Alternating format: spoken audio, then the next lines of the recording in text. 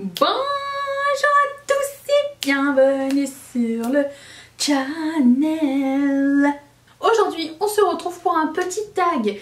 Moi j'aime les tags et j'aime les eyeshadow palettes. Et du coup j'ai vu un tag circuler sur la YouTube sphère en anglais. Et je me suis dit je vais traduire toutes les questions et vous partager ça. Vous partagez mes réponses en fait. Et découvrir de nouvelles palettes et tout ça. Enfin il y a quelques petites questions. J'ai même rajouté une petite question à la fin. Et si vous êtes influenceur et youtubeur, whatever, vous décidez de faire ce tag, n'hésitez pas à le faire. Moi en attendant je vais quand même donner le crédit aux deux personnes qui sont à l'issue de ce tag, Samantha March et Ali Glines, et je mettrai leur chaîne en barre d'infos si ça vous tente d'aller jeter un coup d'œil sur leurs deux chaînes. Ce sont des américaines si je ne me trompe pas, très cool, je les suis les deux, très sympa. Donc je vous invite à aller voir. Mais bon, si vous faites ce tag, taguez-moi, dites-moi que vous l'avez fait, et je vous invite aussi à répondre aux questions si ça vous tente. Je commence par vous dire que j'ai pas filmé ce look mais que je mettrai tout dans la barre d'infos si ça vous intéresse. C'est la première fois que j'essaye ce look papillon. C'est pas tout à fait symétrique. Mes deux yeux ne sont pas de la même longueur, mais de la même longueur. De pareil, comme tout le monde. Hein. Et du coup, je sais pas, c'était plus facile que je pensais que ça allait être, ok. Ok, mais avant que ce tag commence, j'aimerais remercier la nouvelle marraine de cette chaîne qui s'appelle Magali. Magali, cette vidéo de tag eyeshadow palette et pour toi, c'est trois choses que j'aime. Des nouvelles marraines sur Patreon, des tags et des eyeshadow palettes. J'espère qu'elle te plaira, merci de contribuer à la chaîne. Si ça vous tente de faire pareil, le lien vers Patreon est dans la barre d'infos. Si vous avez des questions, n'hésitez pas à me demander, ça va me faire plaisir de vous guider. Et si ça ne vous tente pas, vous n'êtes absolument pas obligé. Moi ça me permet de faire rouler ma chaîne sans trop de publicité, une au début, une à la fin, et de ne pas faire de partenariat, tout en transparence. Je préfère, c'est mon style, chacun fait ce qu'il veut. Mais vous pouvez supporter un créateur en likant, commentant, vous abonnant, utilisant les liens affiliés, et ça fait tout autant plaisir. Je vous remercie d'être là, je vous remercie de visionner, et c'est parti pour le tag. Je commence par la première question qui est, quelle est ta palette la plus récente? Je vais essayer déjà de m'organiser avec mon truc. Hop. Ma palette la plus récente que j'ai reçue, parce que j'en ai acheté d'autres mais j'ai pas reçu, c'est cette petite palette de Viseart. J'ai fait un haul palette il y a pas longtemps, donc toutes mes 9 nouvelles palettes sont dans ce haul. Je mettrai ça dans la barre d'infos si ça vous tente d'en savoir plus, mais la plus récente que j'ai pas encore testée, c'est celle-ci, et c'est la petite Pro Soleil que j'ai eu genre à moins 20% chez Sephora, et il y avait aussi un solde dessus, donc c'était une super aubaine. J'ai hâte de l'essayer, c'est la prochaine palette 3 look d'ailleurs, spoiler, c'est une petite surprise. Ensuite, ma plus vieille palette, où est-ce que je l'ai mise? Dans mon souvenir, ma plus vieille palette, celle qui est toute gommée, c'est collant le truc, c'est la Vice, c'est la première Vice. Si je ne me trompe pas, c'est celle-ci la première. La voici. Moi je suis toujours pas débarrassée. Je sais que c'est Mathieu qui me l'avait offerte. C'était la première fois que j'avais une palette de fard à paupières. Et elle a une valeur sentimentale pour moi. Je pense que j'en avais reçu deux en même temps. Mais il me semble que celle-ci c'est celle qui m'a le plus marquée. Et voilà, je l'ai toujours. Alors moi j'ai bien aimé que quand j'ai regardé les tags des gens, la plus vieille palette c'était la Moderne Renaissance. Je pense que j'en ai eu 20 autres avant la Moderne Renaissance. Ou alors les gens se sont séparés de leur palette. J'ai beaucoup de mal à faire ça, à moins vraiment de plus avoir aucun attachement. Mais celui-ci c'est plus sentimental, genre ça va faire partie de mon musée des palettes à un moment donné. Donc voilà, je l'aime vraiment beaucoup et j'aimais bien la marque Urban Decay. Ils font plus grand chose d'intéressant, mais bon bref. Ce n'est pas le sujet de cette vidéo. Ensuite, prochaine question. Quelle est ta palette la plus chère? Ça va être sans surprise que mes palettes les plus chères, ce sont mes deux Pat McGrath, celle avec Star Wars. J'en ai acheté que deux à plein prix. Je vous présente celle que je préfère des deux. Je pense que c'est celle-ci que j'ai préférée, oui. Voilà, c'était mes deux palettes que j'ai achetées vraiment plus chères. Après ça, il y a eu la Nocturnal Nirvana, mais Elle, je ne l'ai pas eu en promo. L'autre, oui, je l'ai en promo. Donc vraiment, c'est elle ma plus chère. 85 $ US, je crois. Ça fait mal. C'était mon cadeau de Noël de moi à moi l'année dernière. Et comme j'aime beaucoup Star Wars et que je voulais tester les couleurs, ça semblait bien et tout. Bah, du coup, je l'ai acheté. Et celle-là aussi, elle partira dans le musée des palettes un jour. Je suis sûre. Après, ta palette la moins chère. Alors là, j'ai cherché. Je me demandais, est-ce que les quads Maybelline, ça fait partie des palettes? Je ne suis pas sûre. Donc, j'ai regardé des palettes. Palettes quoi, des palettes, pas des quads de pharmacie, je sais pas. Du coup, après avoir réfléchi moult mais en vain, je suis tombée sur les 9 pan palettes de Urban Decay. Tellement ça fait longtemps, ils ne sont pas revenus que je me souviens plus de leur nom. Colourpop. Et coûte 12 $ US pour 9 fards. Je pense que c'est le moins cher en termes de rapport qualité-prix que j'ai. Sinon, je sais pas, j'ai pas gardé de essence, j'ai une ELF mais elle a coûté 20 balles, donc c'était pas ça. Non, j'ai vraiment cherché d'autres marques, mais j'ai pas de marques qui sont moins chères que ça, donc j'ai dit mes palettes de... Alors j'ai sorti celle-ci au pif, c'est la première qui venait, c'est la Honey. Je les ai toutes. Je pense que je les ai toutes. Oui. Pourquoi je doute comme ça? Non, j'ai toutes les palettes 9 pan de Colourpop. Ok, voilà. La palette de tous les jours. J'utilise pas une palette tous les jours, mais j'ai toujours une palette de couleurs neutres à côté de moi au cas où j'ai besoin d'avoir un noir, un beige, une couleur de transition. Du coup, c'est celle que j'utilise. Genre ma palette Backup. C'est celle-ci de Colourpop qui s'appelle Double Entendre. Et dedans, il y a toutes les couleurs, il n'y a pas de noir du coup, mais il y a toutes les couleurs foncées ou de transition, chaud ou froid que je pourrais avoir besoin pour réaliser un look. Il y a un coin interne, il y a un beige, il y a un marron froid, un marron chaud, non, de ça, un orangé plus clair. Enfin, je trouve que c'est la palette complète au cas où. Donc ce serait, je dirais, la palette que je garde toujours à côté de moi. Quand j'ai besoin, quand il me manque quelque chose, c'est celle-ci. Je mettrai toutes les palettes dont je parle dans la barre d'infos. S'il y a des liens, ce sera peut-être des liens affiliés. Ça va être écrit. Voilà. Ça vous intéresse à regarder. Ta palette la plus colorée. Alors là, pour le coup, je cherche encore ma palette colorée idéale. Mais celle que j'ai en ce moment, mais que je vais pas garder jusqu'à la fin, spoiler, je vais finir par la vendre et je sais à qui. Donc Gaëlle, si tu me regardes, je te la réserve. Dès que le confinement est terminé, on se rencontre et je te la remets. C'est la Stacey Mary. Je ne peux pas la garder parce que les pigments sont beaucoup trop forts pour moi et je ne supporte pas. Il m'est arrivé la même chose avec la Mitchell et Beauty Bay. C'est malheureusement pas ma palette idéale, mais je peux comprendre qu'elle plaise beaucoup parce que les pigments sont vraiment sympas à utiliser et tout, mais alors pour moi c'est une catastrophe. Donc c'est ma palette la plus colorée, mais c'est pas celle que j'aime utiliser. Donc je cherche encore ma palette colorée idéale. Peut-être un jour je sens que peut-être Glam Vice, pas Glam Light pourrait faire quelque chose de sympa. Ou j'avais la James Charles, mais comme j'éprouvais plus beaucoup de bonheur à utiliser ces produits à lui, je m'en suis séparée. Et j'avais la Mitchell aussi, donc je me suis séparée. Donc je cherche la palette idéale, plein de couleurs, mais avec autant de mat que d'irisé. C'est pas grave, je serai patiente, je serai très très patiente.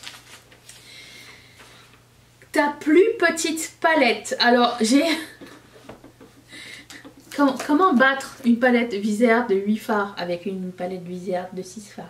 Alors je ne savais pas, j'ai regardé avec Mathieu, j'ai dit d'après toi c'est laquelle la plus petite des deux? Parce qu'elle est un peu plus large mais l'autre elle est un peu plus longue.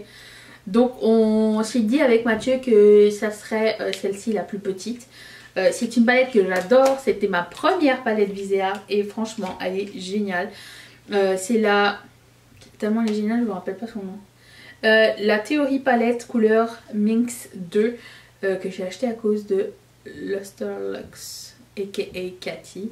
Elle est super cool, super pigmentée, autant de mat que d'irisé.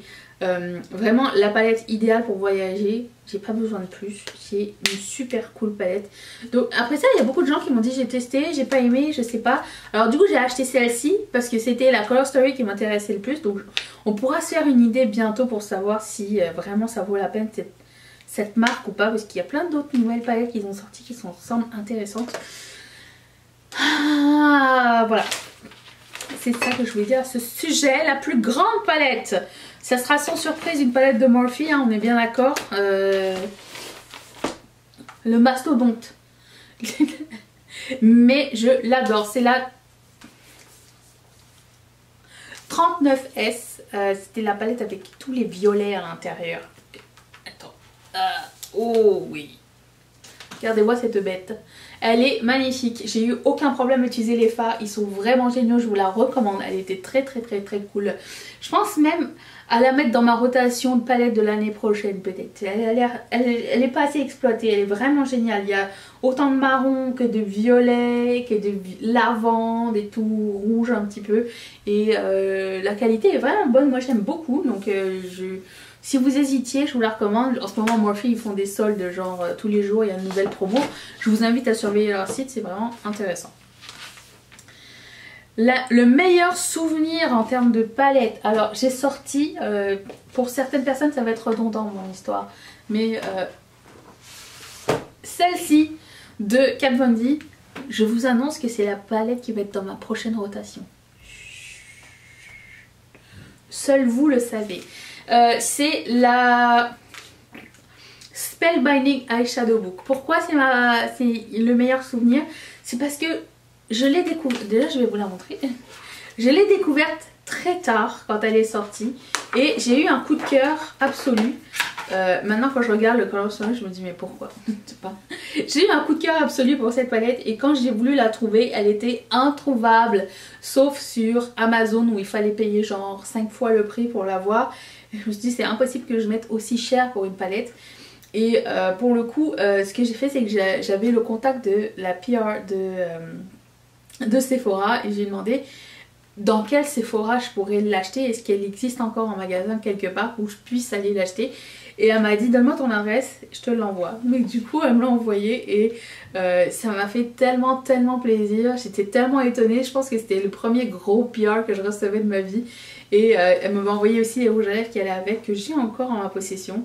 Et franchement, je trouvais ça très sympa. Alors certes, c'était pas mes amis, hein. On s'entend que les relationnistes sont pas nos amis, ils sont là pour que on fasse une publicité sur quelque chose, mais ça reste quand même quelque chose que je garde précieusement dans mon cœur. Ça m'a fait plaisir. Je sais pas, c'était une époque aussi où il n'y avait pas de youtubeur, hein, ça n'existait pas. J'étais une simple blogueuse avec très peu de vues et du coup bah, ça m'a fait vraiment plaisir. Donc je sais pas, même si cette personne se fout de ma vie maintenant, je m'en fous, mais le geste était sympa. Voilà, c'est ça. Il faut prendre les choses comme elles sont. C'était un gentil geste et c'est quelque chose que je voulais vraiment. La palette qui worth the hype. Worth the hype, ça veut dire est-ce qu'elle est à la hauteur de ce qu'on en dit. Alors je vais vous dire que oui, c'est celle-ci. Moi je l'aime beaucoup cette palette. Je pense que quand elle est sortie tout le monde a fait comme hein, une palette de pastel, je suis pas sûre. C'est la 35i de Morphe. Ah je suis pas sûre, ça va pas être beau sur moi et tout, jusqu'à ce que oh je sais pas, par exemple Marion Cavillon fasse une revue, mais là tout le monde s'arrache la palette et qu'on se rende compte qu'elle est édition limitée et que plus personne puisse mettre la main là-dessus. J'ai pas hésité longtemps, dès que j'ai vu la Color Story je l'ai prise. Je me suis dit je veux au moins voir si le pastel va sortir aussi bien sur moi ou pas. Et ça sort super bien, elle est super inspirante cette palette là, je l'aime vraiment beaucoup. Je vous la recommande si elle revient, elle reviendra, je suis sûre qu'elle reviendra en stock. Et cette fois-ci n'hésitez plus, faites confiance à votre instinct. Quoique avec Morphe on sait jamais, hein, mais bon. La palette qui n'est pas à la hauteur de ses... comment dire, qui n'est pas worth the hype, pour moi personnellement, je trouve que Pat McGrath, c'est surestimé. Mais tellement surestimé. Ça m'énerve. Et en plus, je viens d'en racheter une. On s'en reparlera plus tard. Ça m'énerve. Ça m'énerve parce que j'ai l'impression que les gens se font berner pour un nom. Dans ces palettes, il y a plus de mat que de couleurs spéciales. Si c'était 150 $ pour une palette avec juste des couleurs spéciales, ok. Mais il n'y a que des mats à l'intérieur, pour la plupart. Et à la fin, vous avez un petit quad avec des couleurs sympatoches qui sont souvent du doré ou du cuivré ou des couleurs comme... je sais pas, je comprends pas pourquoi les gens sont si excités pour cette marque là. Moi je trouve qu'elle en vaut pas son prix. Certes c'est une très belle qualité, mais 150 balles pour ça, je pense qu'il vaut mieux se tourner vers les créateurs indépendants. Vous allez être aux anges quand vous allez découvrir ça, quand vous allez oser jeter un œil, même si ça n'a pas été encensé par les gros influenceurs, parce qu'on s'entend qu'il y a beaucoup de gros influenceurs qui ne payent pas leur palette, hein. On est d'accord tous ensemble. Du coup ils peuvent dire que c'est le meilleur produit du monde. Après il y en a qui aiment énormément les produits Pat McGrath, genre je parle Mel Thompson, Gabi, machin. Il y en a qui adorent ces produits là et pour eux c'est la meilleure qualité du monde. Je ne trouve pas du tout, je ne trouve absolument pas du tout, mais chacun ses goûts, chacun a comment dire, son lien avec une marque. Moi j'aime beaucoup Pat McGrath pour ce qu'elle fait sur les runways et tout ça, mais je ne suis pas attirée par la marque. Je trouve qu'un rouge à lèvres à 40 balles c'est cher, je trouve que quand c'est posé tu sais pas d'où est-ce que ça vient, tu vois. Donc bref, on pourra en reparler plusieurs heures. La palette favorite de votre marque préférée. Alors vous savez que ma marque préférée, c'est un test, c'est Colourpop bien sûr. Ma palette préférée, il y en a deux du coup. Alors, c'est dur à choisir, très dur. Du coup j'en ai mis deux. Et vous allez me dire, mais il manque une palette dont tu nous parlais super souvent, parce qu'elle est dans une autre catégorie. Mais j'aime énormément ces deux palettes là et elles sont plus disponibles et je voulais quand même vous les montrer. Si, je pense qu'elle est encore disponible. Disponible mais sold out, mais elle existe encore sur le site. C'est la Through My Eyes et c'est une collaboration avec I Love Salahi. J'en ai déjà parlé dans mes best of Colourpop et je l'aime tellement. Regardez-moi ces verts émeraude, ces couleurs orangées, riches, magnifique. Elle m'inspire énormément cette palette, elle est magnifique. Et il y a aussi la palette Good Sport. Et là pour le coup elle n'existe plus, mais je trouve que c'est une des meilleures color story qu'ils aient jamais fait chez Colourpop. Vous avez du kaki, du vert, vous avez du orangé et vous avez du violet et du bordeaux ensemble. Je trouve que c'est une super belle color story qu'ils avaient sorti pour l'été il y a 2 ans je pense. Ça va être dur à battre. Très dur à battre. Cette palette est magnifique. Donc ça c'est mes deux palettes de Colourpop qui est ma marque préférée. La palette la plus utilisée, c'est elle. C'est la Femme Rosa, la She palette de Colourpop en collaboration avec Caro Chetran. J'ai fait plusieurs looks avec cette palette là. Je sais pas si vous allez voir, elle est pas mal creusée. J'ai des palettes beaucoup plus vieilles que ça mais elles sont pas aussi creusées.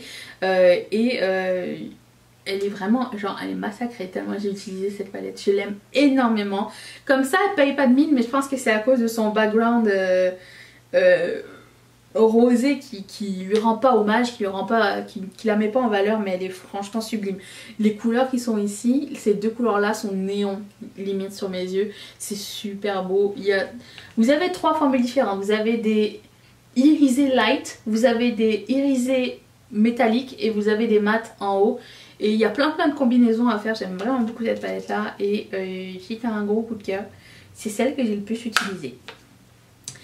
Et aussi j'avais la palette la plus sous-estimée, je dirais que celle-ci de Kat Von D est la plus sous-estimée parce qu'elle est sortie et plus personne n'en parle et maintenant elle est rendue 10 $ sur le site de Kat Von D. Je vous suggère de mettre la main là-dessus. C'est une merveille cette palette, plus j'utilise plus je l'aime. C'est des couleurs comme ça, de loin elles ont l'air vraiment comme pas intéressantes, mais ce sont des fards à effet en fait. Vous pouvez porter seul ou accompagné En coin interne, c'est la magie. C'est vraiment des superbes couleurs lumineuses. Ça peut être un topper, ça peut faire tellement de choses. Ça peut être un highlighter aussi. J'aime vraiment cette palette. Elle est magnifique. Je l'aime beaucoup, beaucoup, beaucoup. C'est super lumineux. Moi, j'aime vraiment. À chaque fois que j'utilise, je me dis, mais elle a un impact de fou. Et je vous suggère de mettre la main là-dessus. Voilà.